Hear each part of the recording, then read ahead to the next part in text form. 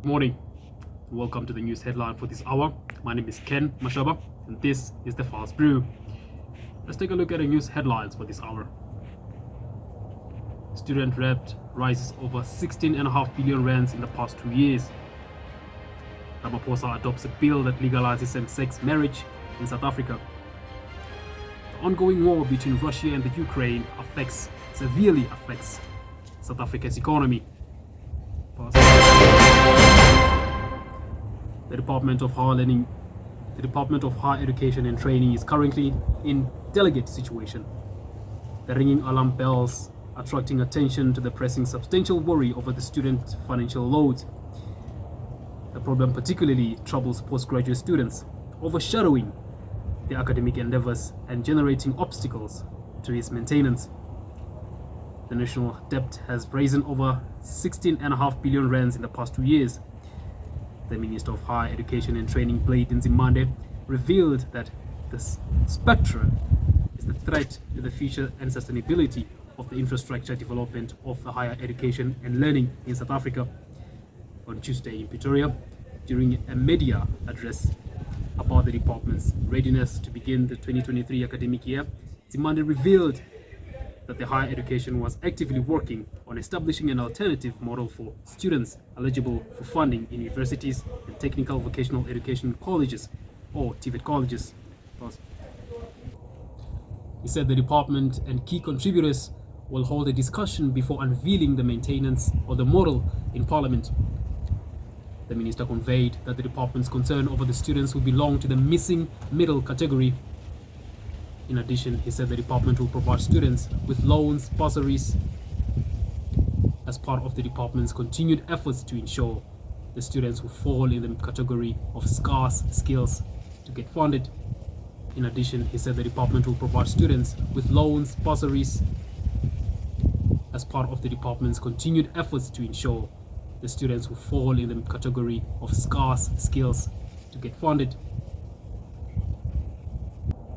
He further stated that they will work with the university and reach an agreement with them that they must also admit students who are willing to acknowledge the debt, with the hope that it will be the last time the department makes such arrangements before the new funding model comes into use.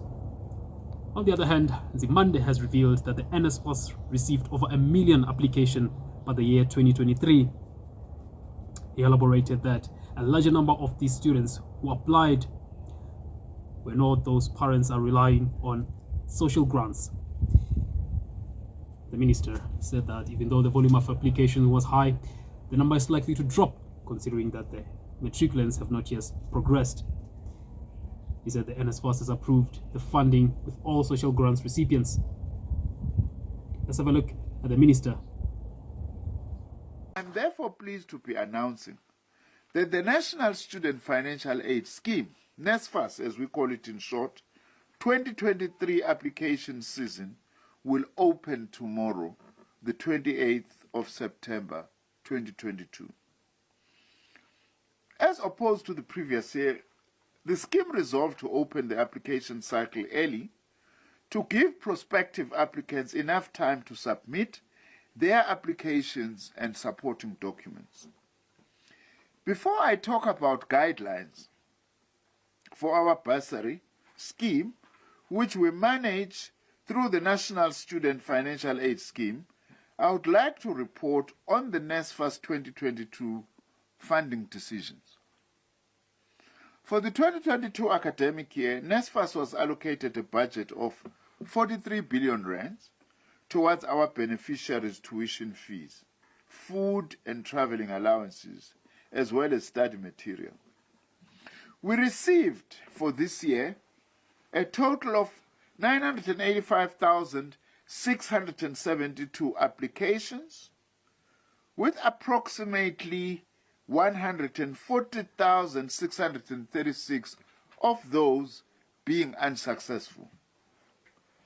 Majority of unsuccessful applicants were those who failed to provide sufficient evidence to support their application for funding, and those who exceeded the financial eligibility threshold And those who have already achieved the highest level of qualification that NSFAS funds. Financial aid scheme, yet they also lack the financial means to cover their technical and vocational education and training university expenses. Addressing this concern, the minister has expressed department's apprehension for the students failing within this category. The matter has garnered specific attention from the media. Regarding the question of whether there are viable situation at this horizon, Tsima said that they are exploring strategies to combat this debt burden as the way forward. In response to tackling this crippling crisis head-on, the Minister of Higher Education and Training seeks to develop an alternative funding model. The minister also pointed out that he's working with the South African Social Security Agency and the South African Revenue Services and the Department of Home Affairs to ensure the accurate verification of the streamlined processing of students' applications. To ensure the correct processing of these applications, NSFAS has partnered with other entities that help us further authenticate the data that we receive from applicants. Now, these institutions will be the State Security Agency, it will be the South African Revenue Services, and the Department of Home Affairs. This is as a response to fraudulent applications that NSFAS received for a long time during its existence. Of Higher Education has reported that the minister has led a deliberation centered around refining the students' financial aid model. This model is being designed to address the specific requirements of the missing middle students who fall between the certain income brackets. As for now, the discussion is still ongoing, highlighting the ongoing efforts to establish a new effective and inclusive solution. The missing middle students are classified as those who do not qualify for funding from the National Financial Aid Scheme, yet they cannot afford to pay for their own education. The department has indicated that the discussions are ongoing between the universities and the missing middle students regarding their individual financial circumstances. In a tricky situation, borrowing or stay at home seems to be the motto that goes around for students whose household cannot afford to pay for their universities. I think that the anxiety that is being experienced at the moment is that the universities are in the process of making admissions decisions following the NSC results being released for first-time entering students, that is. And as a result, what normally happens is that those students are able to get their funding decisions at the same time. And the challenge that we're facing now is that because of this shortfall, it has not been possible for NSFAS to confirm the funding eligibility of first-time entering students. And that is because of this shortfall. And this is particularly for first-time entrants into public universities. And what the minister had spoken about yesterday was really to try and bring calm to the situation, to indicate that we are aware of the great deal of anxiety. This is affecting students and their families, but it's also affecting the institutions who are not able to finalize the admissions decisions for their students. And really wanted to try and provide calm that the matter is being addressed and that the shortfall is being looked at by Cabinet tomorrow, and that we hope that we'll be able to make a final decision. As you know, in the budget speech of the Minister of Finance, a commitment was made that all deserving students would, be supported through higher education and training. Right. And that is the work that has been ongoing since then. Coming up next, President Cyril Ramaphosa passes a bill that legalizes same-sex marriages. To get more on these crucial developments, stay tuned to the Fast Brew.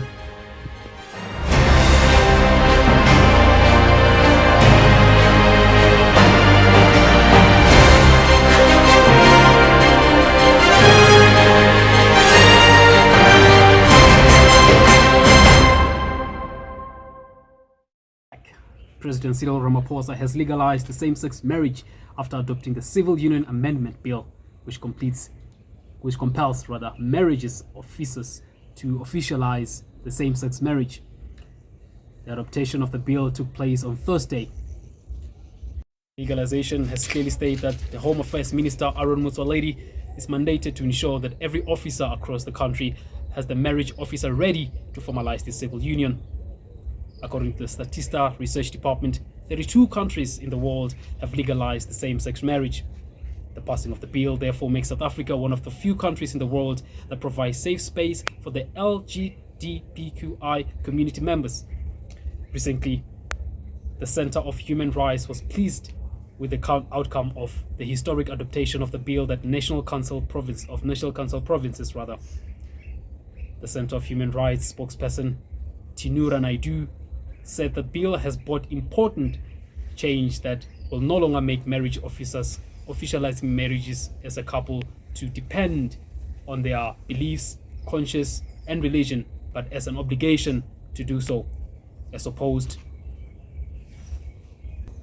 to section of the Civil Union Act of 2006, in short CUA, which give them an option to either agree or disagree with such information or formalization rather.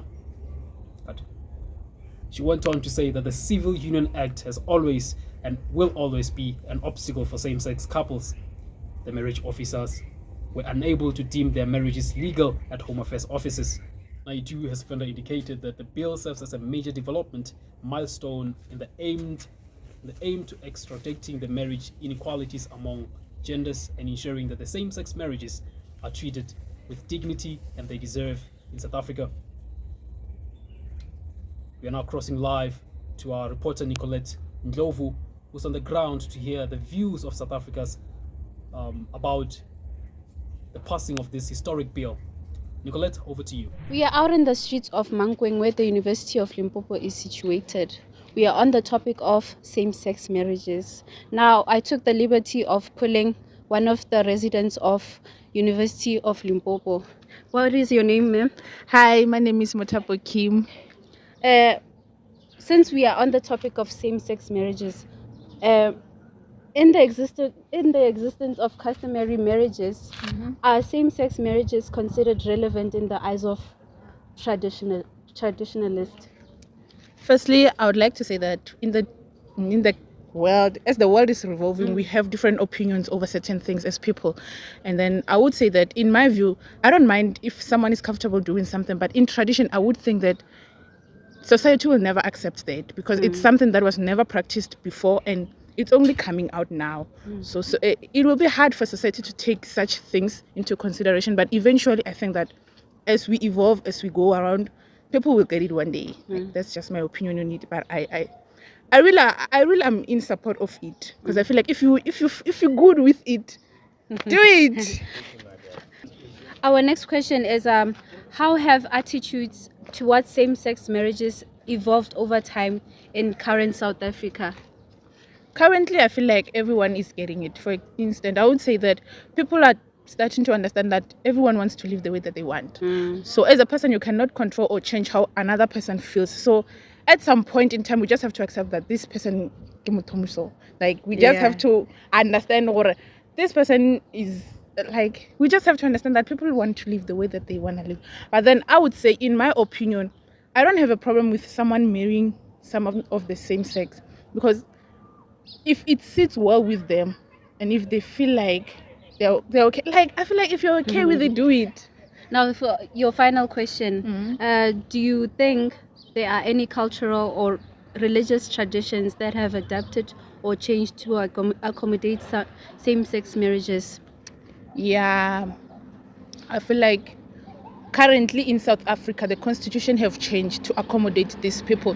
It shows worry. As a country, we are somehow accepting these things. But then I don't think that traditionally or religiously people understand it. It's just a thing of society having to accept it because it's taking place and there's no way of stopping it. But in terms of them accepting it, it's going to be difficult, and it is difficult because it's something it just came up now. It was not practiced back then, even though it might have happened before. It was hidden, but it's only now that people are actually... Okay, we have to stop you there. Thank you for your time. Continuing on the topic of same-sex marriages, we have Mashadi Mabukela. thank you, Mashaba Mabukela.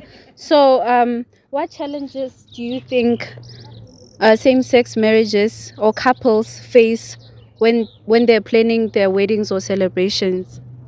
The weddings. Okay, I think in same sex, Yes. there's like a one who plays the role of a woman and there's the other who plays the role of a man. So I don't think it's gonna be hard to plan a wedding. You already have the groom and the bride, just that when you call them grooms and brides. So when they're obtaining their marriage licenses, do you think it would be easier for them? Yeah, I think it would. Because all you just have to say is they're brides. They are Mrs. and Mrs. or Mr. and Mr. Mamang. So that's not a problem. Unless if maybe the law disagrees. The bill was actually passed or amended just recently, so I guess it is legal. Oh, then that's good. So yeah. Okay, thank you for your time, Mashaba Mabukela. You can. Still on the topic of same-sex marriages, we have another resident here. My name is Muchizi Manyache. Okay, thank you, Muchizi. How has the business community responded to the demand for same-sex wedding-related products and services? Well, with businesses, I think it's a matter of them growing financially. So I wouldn't think they would think much about it or have any kind of criticism against it. Okay, here's your next question. How do social attitudes towards same-sex marriages vary across generations in South Africa? Okay, let me start with our elderly. As they grow up without this kind of thing all over the place, especially without the influence of social media, they're not more I would say open or more good with the idea of homosexuals and different kind of genders. But then with the more modern era, I think we have an acceptance towards homosexuals and all that due to social media influence. So there's a difference between the two. Yes, I would agree. Okay, thank you, Muchizi. There you have it. We have different views here in South Africa and the students particularly.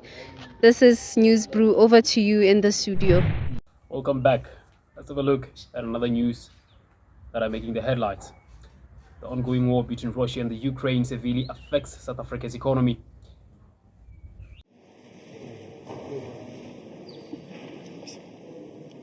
Приветствуем сбалансированный подход африканских друзей. Recent conflicts between Russia and the Ukraine has drawn attention to the intercept of defensive missiles near Crimea and Russia's territory.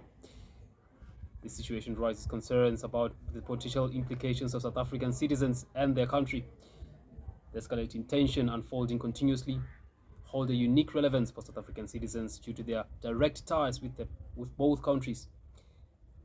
One of the major concerns extends beyond politics and touches upon the safety and security and the well-being as well of the loved ones residing in these regions. It reaches deeper into a critical aspect of the nation's prosperity and its economy. Given South Africa's strong ties of these nations in terms of imports and exports, the consequences and the conflicts have significantly disrupted the normal flow of goods and services. The ongoing war is leaving significant disruptions in supply chains, particularly for the imports. The surge in prices is putting pressure on the wallets of average South Africans. Escalating costs are driving inflation, which in turn poses challenges for families as they strive to search for the budgets. The United Nations Secretary General Antonio Guterres has pointed out the brunt of this impact, which is falling on the shoulders of those who are already struggling.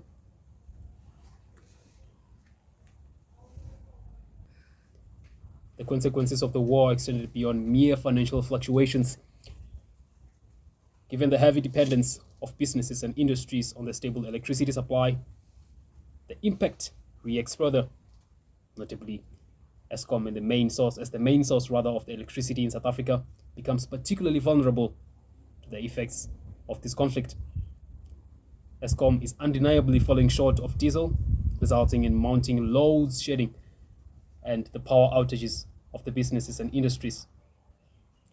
Speaking on the subject, William Madisha, a member of the Parliament for the Congress of the People, highlighted that the ongoing conflict has taken substantial toll of South Africa's businesses operating in Russia. The United Nations Secretary General Antonio Guterres has pointed out the brunt of this impact, which is falling on the shoulders of those who are already struggling. The Ukrainian people are enduring a living hell, and the reverberations are being felt worldwide, with skyrocketing food, energy, and fertilizer prices threatening to spiral into a global hunger crisis. Developing countries were already suffocating under the burden of COVID and the lack of access to adequate financing. Now they are also paying a heavy price as a result of this war. Meanwhile, in a more immediate level, South Africans motorists are facing a challenge of coping with constant increase in fuel prices. To address this economic turbulence, the South African Reserve Bank has acted over a span of 7 months. The bank has gradually increased the interest rate by 0.5 percentage point, reaching the levels that it has never been reached before since March 2020. Earlier this month, the Minister of Minerals and Energy, Gwede Mantashe, has made announcements regarding adjustments that resulting in the rise of 37 cents per litre for petrol prices 72 cents per litre for diesel, and 71 cents per litre for aluminium paraffin, and 95 cents per litre for SMNRP, working towards facilitating a peace agreement between involved countries. President Cyril Ramaphosa has made a clear call for the conflicts to have resolutions through a dialogue and diplomacy. He emphasized that South Africa's unwavering commitment to achieving worldwide peace through negotiations rather than resulting in the use of force. Being de-escalated as we make this contribution with the greatest respect to both countries, respecting the positions that they have put forward, but also believing that there is a common position that can emerge, a position that can lead to peace. And we do believe that this is the time for both parties to negotiate an end to this war, because this war is causing a great deal of instability and harm to various countries around the world. And it is for that. This in turn has led complications affecting various sectors such as the agriculture, consumers, and the broader economy. Key commodities like wheat, fertilizers, natural gas, oil sourced from Russia and the Ukraine are particularly. I would like to call for the opening up of the movement of grains across the Black Sea, so that whatever blockages there are should be opened up, and the grains and commodities must be opened to the markets. African continent. Well, that's it for this hour. My name is Ken Mashaba, and thank you for joining us. And rest assured that the pursuit of the truth will always continue.